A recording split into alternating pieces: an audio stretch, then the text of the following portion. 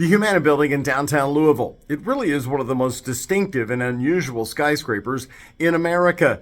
And it's hard to believe that it's now 40 years old. It opened in May of 1985.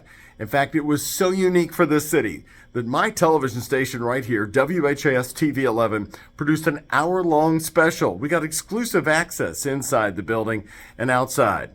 Well, now the big thing is what to do with the Humana Building. In February of 2024, the Humana Healthcare Corporation announced that they were moving down to their other headquarters buildings in some old warehouses that used to house the Belknap hardware store in East Main Street. They're huge complexes, and they've got a lot of space there. But what it meant is that the 27-story iconic tower for our city is now going to be sitting vacant. In fact, that is coming up pretty soon. At the end of December of this year, the tower will no longer have anybody working in it.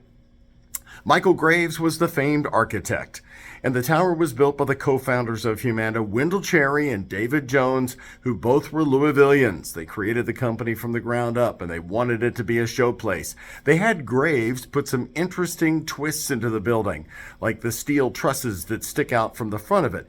Those are meant to honor the Ohio River bridges. Also, the waterfalls that run down the building in the front, that's meant to bring in the Ohio River. And even the first few floors of the Humana Building were designed to look like the historic original riverfront buildings that have been in this city since the day of its founding, right up to their original height as well. So with the Humana Building soon to be vacant, what to do with it? Well, there have been a lot of plans going along, and we asked the Louisville mayor about it today, and he said, quote, "There are interested parties that are interested in restoring and revitalizing that building." A lot of people have all kinds of theories. Will it turn into more office space? Could it become condos and apartments along with restaurants on the lower floor?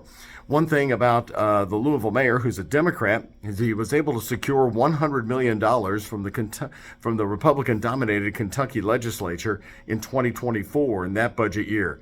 With another budget year coming up in 2026, he's now asking for more money.